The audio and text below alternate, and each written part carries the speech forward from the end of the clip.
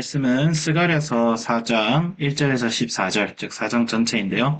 이제 김원준 목사님께서도 전에 설명하셨듯이 스가랴서는 구조가 있습니다. 모든 글에는 인간의 모든 글은 구조로 돼 있어요. 글이 구조로 이루어지지 않으면 그것은 글이 아니고 그냥 낙서장이죠. 낙서장이 그냥 희갈기는 글과 문학은 다릅니다. 그럴 때 성경은 문학으로서 기록이 된 하나님의 말씀이다라고 보시면 되는데 스가랴서가 이제 크게 이제 두 파트로 나눠지고 그 중에 우리는 지금 전반부를 하고 있어요. 전반부를 하고 있는데 하나님께서 이제 말씀을 이제 수미상관이라고 하는 것은 시작과 끝이 같다는 거예요. 시작과 끝이 같다는 것은 메시지를 강조하고 있는 거죠. 그 다음에 그 중간에 8개 환상에 대한 얘기가 나오고 있습니다. 나오고 있는데 이 스가랴서가 쓰여졌을 당시를 기억을 해봐야 돼요. 이게 학개와 스가랴 선지자의 시대라고 해서 유다 백성들이 70년간의 그 바벨론 포로 생활을 그치고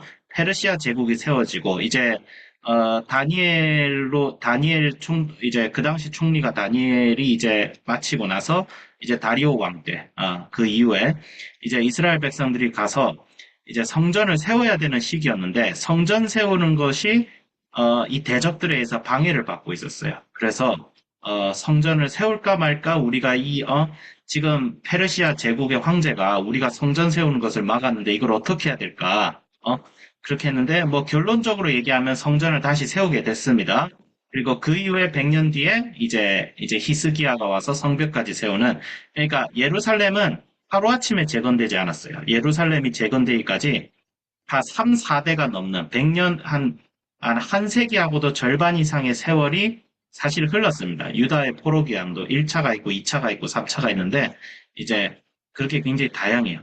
굉장히 다양한데 중요한 건 뭐냐면 이 스가랴서 말씀의 환상을 통해서 하나님께서 우리에게 하시고자 하는 말씀은 지금의 작은 일에 대해서 대적들이 하는 얘기에 귀담아 듣지 말고 우리가 지금 이 순간 하나님 앞에 어떻게 서 있는 것과 하나님께서 하신 약속을 끝까지 붙들고 살아가라. 그런 중심적인 내용이 있고 그 소망의 끝에는 누가 있어요? 바로 예수 그리스도가 있는 거죠. 그러니까 하나님의 약속을 붙들고 사는 그 믿음 안에 하나님께서 약속하신 메시아를 보내주시겠다. 이것이 스가랴서의 말씀이고 그 메시아가 바로 구약의 백성들에게는 오실 그리스도이시고 우리에게는 십자가에 달리신 그리스도이시자 결국엔 최후에 다시 이 땅에 오셔서 하나님 나라를 완성시킬 다시 오실 재림하실 예수님을 우리는 받아들일 수 있는 것이죠. 스가랴의 말씀을 보면 되겠고 그럼 이제 4장 그래서 우리가 3장을 보면 제가 3장 우리가 어제는 말씀 정리를 못했기 때문에 3장부터 얘기하면 대제사장 여호수아가 하나님 앞에 있는데 사탄이 오른쪽에 있어요. 근데 사탄이 대제사장 여호수아를 대적해서 일어납니다. 그런데 여호와께서는 오히려 사탄을 책망하는 모습이 나오는데 이 당시에 이스라엘을 이끌었던 두 지도자가 있었어요. 한 명은 바로 스룹바벨이었고 또 한 명은 바로 대제사장 여호수아였어요. 여호수아가 모세의 제자 여호수아가 아니에요. 여호수아라는 이름은 흔한 이름입니다. 흔한 이름인데 대제사장 여호수아를 통한 성전 재건에 대해서 사탄이 이제 방해를 하는 거예요. 근데 사탄이 너를 책망한다. 그러니까 여호수아가 더러운 옷을 입고 천사 앞에 서 있는데 하나님께서 그 더러운 옷을 벗기고 아름다운 옷을 입힌다. 이 말은 무슨 뜻이냐면 바로 너 과거에 이스라엘 백성들이 부패하고 타락하여서 하나님을 배반하고 그래서 성전을 하나님께서 무너뜨리시죠. 그 성전을 재건하면서 뭐라고 하세요? 이제 이 죄가 말끔하게 씻겼다. 내가 대제사장 여호수아와 나의 백성들, 포로 이후에 돌아온 나의 백성들의 허물을 이제는 보지 않겠다. 이런 얘기죠.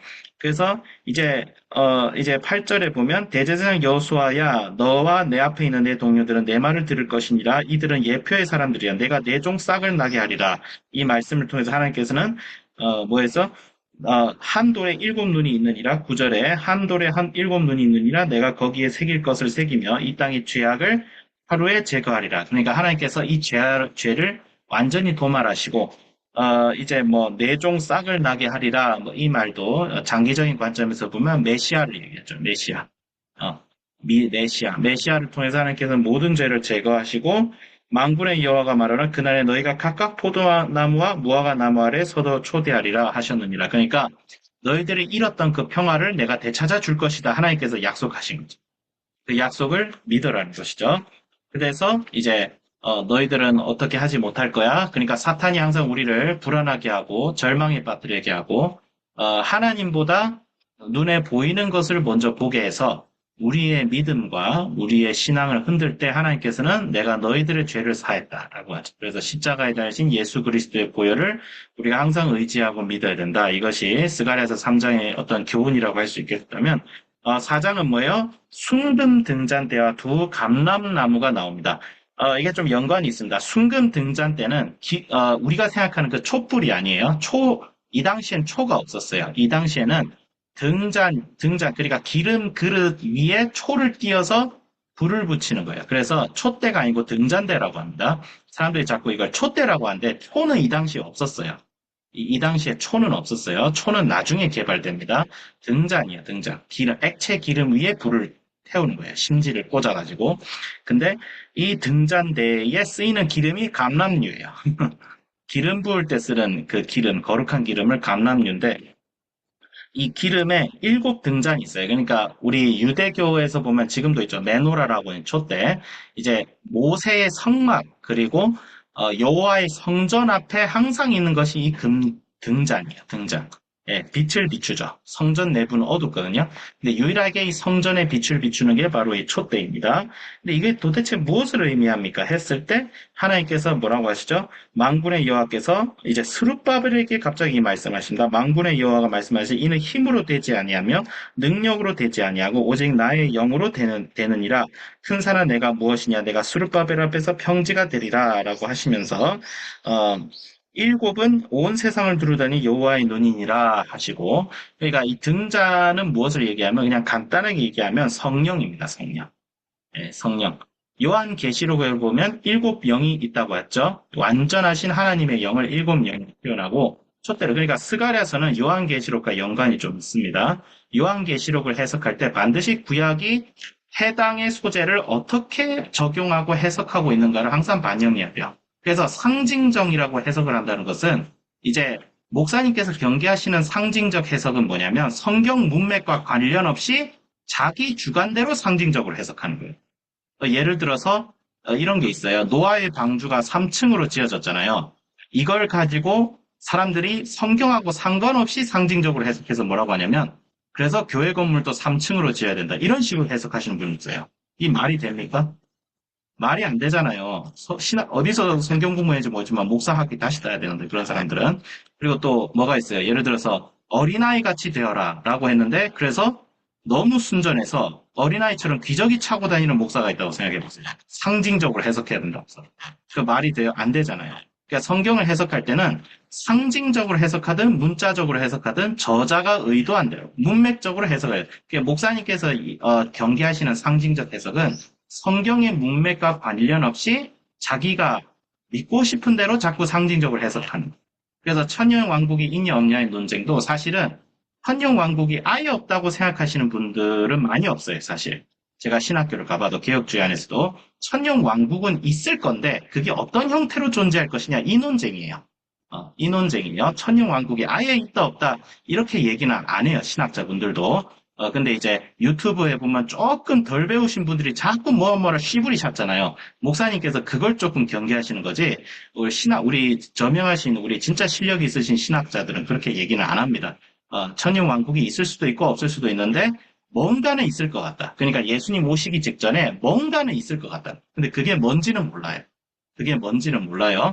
뭔지는 몰라요. 그런데 중요한 건 천년왕국이나 이런 거 상징이나 성경은 요한계시록이나 스가랴서나 묵시는 묵시의 장르대로 즉 문맥에 따라서 상징적으로 해석해야 될 것은 상징적으로 해석을 해야 됩니다. 그럼 순금 등잔대와 두 감람나무에 대해서 순금 등잔대는 성령을 얘기하고 감람나무는 뭐예요? 14절에 뭐라고 되어 있죠? 기름 부음 받은 자 둘이니 세상의 주 앞에 서 있는 자니라. 이 사람은 누굴까요? 이 기름 부음 받은 자 두 사람이 누굴까요? 일단 역사적으로는 이 당시에 기름 부음 받은 자는 왕과 제사장이거든요. 통치자와 제사장이에요. 그러면 이 당시의 통치자는 수룹바벨과 대제사장 여호수아라고 할 수도 있겠죠. 근데 이것은 예수 그리스도의 왕권과 제사장권을 상징하기도 해요. 예수님은 왕이시지만 우리의 죄를 중보하신 제사장이기도 하셨죠. 그래서 메시아이시기도 하고, 근데 기름 부음을 받았다라는 것은 성령을 받았다는 말과 또 동일합니다. 그렇게 교회를 뜻하는 걸 수도 있어요. 그래서 요한계시록에 나오는 두 증인하고 연관이 되는데, 요한계시록에 나오는 두 증인도 사실은 교회를 얘기할 가능성이 커요. 예, 교회를. 왜냐하면 복음을 전하고 순교하고 고난을 당하고. 그런데 이 교회가 말세에 있을 교회를 보통 얘기를 하는가 아니면 교회 시대 전체를 얘기하는가 이게 좀 차이가 있어요. 이건 좀 차이가 있을 수 있는데 어느 해석을 취하더라도 좋다 이런 거죠. 근데 어찌됐든 두 감람나무는 어쨌든 자 이제 일단은 메시아를 얘기하고 또 교회를 얘기할 수도 있어요. 그러면 우리가 어떻게 적용을 해야 되냐면 핵심이 되는 말씀은 뭐예요? 만군의 여호와께서 말씀하시되 이는 힘으로 되지 않고 능력으로 되지 않고 나의 영으로 되느니라. 그래서 결론적으로 얘기하면 성령 충만을 받는 삶을 살아라. 이게 핵심이죠. 성령 충만은 뭡니까? 성령 충만은 하나님의 말씀에 그러니까 예수님께 죄 용서를 받고 죄 사함을 받고 회개하고 하나님 앞에 용기 있게 그분의 말씀을 순종하며 그 말씀에 따라 이 세상의 온갖 악과 거짓된 것에 속지 아니하고 낙심하지 아니하고 꿋꿋하게 나아가는 그런 삶으로 드러나는 게 성령 충만이에요. 성령 충만은 본질적으로 일단 성품에 관한 겁니다. 예수님을 닮아가는 성품에 관한 것이고 그 다음에 예수님을 닮아가는 삶 속에서 성령의 초자연적인 능력과 역사가 같이 나타나는 것. 그게 부가적인 거예요. 그래서 어떤 거는 성령 세례다, 어떤 건 성령 충만이다 이렇게 구별하는 것도 있어요. 그게 꼭 틀리다 맞다 이렇게 얘기할 수는 없지만 중요한 건 뭐냐면 성령 충만을 받아라. 성령 충만은 뭐야? 예수님께서 나를 온전히 통치하도록 내가 예수님께 맡겨놓는 거죠. 그래서 정말 스룹바벨을 격려하는 것인데 오늘날 우리를 격려하는 겁니다. 우리가 말씀 앞에 서 있고 진리 앞에 서 있고 정말 하나님의 말씀을 사모하는 그러니까 하나님을 내가 다 알지 못하고 나 자신이 여전히 부족하지만 하나님께서는 대제사장 여호수아를 깨끗하다고 하시듯이 우리를 깨끗하게 하시고 그러니까 정말 하나님 말씀대로 살고자 하는 사람은 하나님께서 성령으로 역사하셔서 우리로 하여금 성령 충만하게 하신다라는 사실을 우리가 믿어야겠다 믿고 용기 있게 오늘 일상 속에서 정말 세상이 여전히 악한 것 같고 교회는 힘이 없고 그래서 저는 요즘도 들 때마다 하나님께서 왜 지금 이런 참 시기 속에 저 같은 사람을 자격 없는 사람을 목회자로 부르셨을까? 저도 그 생각을 참 자주 해요. 분명 하나님의 계획이 있습니다. 하나님의 계획이 있고 하나님의 계획이 지금 이 세상 속에서 잘 펼쳐지고 있다 없다를 우리가 눈에 보이는 대로 판단할 것이 아니라 눈에 보이는 교회가 아닙니다. 우리가 이걸 기억해야 돼요. 교회는 가시적 교회가 있고 비가시적 교회가 있어요. 네, 이게 신학적 개념이 있는데요. 가시적 교회는 뭐예요? 보이는 교회란 뜻이에요.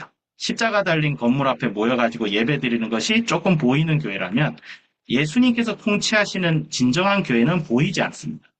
예수 그리스도를 믿는 과거와 미래와 현재와 미래의 모든 예수 그리스도를 믿는 모든 곳곳의 모임들의 총체가 바로 보이지 않는 진정한 교회예요. 근데 보이는 교회는 타락할 수 있어요. 그렇기 때문에 보이는 교회는 하나님께서 때로는 무너뜨리십니다. 근데 하나님께서 보이는 교회를 무너뜨리실 때는 보이지 않는 교회를 세우기 위한 그런 계획도 있습니다. 그런데 그렇기 때문에 우리가 보이는 것으로 하나님의 뜻이 이렇다 저렇다를 얘기할 것이 아니라 오늘의 선지자의 말씀처럼 보이지 않는 하나님의 섭리를 우리가 말씀을 통해 확신하고 우리의 일상 속에서 그 말씀대로의 삶을 살아낼 때에 성령 충만한 삶을 우리가 반드시 맛보는 삶을 살 수 있다. 그런 약속을 우리가 스가랴서를 통해서 느낄 수 있지 않을까 그 생각을 한번 해봅니다. 자, 기도하겠습니다. 하나님 아버지 감사합니다. 주여 주님의 섭리가 주님의 계획이 때로는 우리의 눈에 보이지 아니하고 이해가 되지 않을지라도 성령께서 통치하십니다. 저희들의 부족한 것을 주님께서는 채우시고 저희들의 더러운 것을 주님께서 깨끗게 하시고 정말 주님께서는 오늘도 선하신 계획으로 이 땅을 통치해 가심을 믿사오니 성령 충만하여서 우리의 힘과 능력과 머릿속의 지식으로 싸우는 것이 아니라 성령의 능력과 힘으로 싸운다는 것을 우리가 항상 기억하게 하여 주시옵소서. 감사드리며 예수님 이름으로 기도드립니다. 아멘.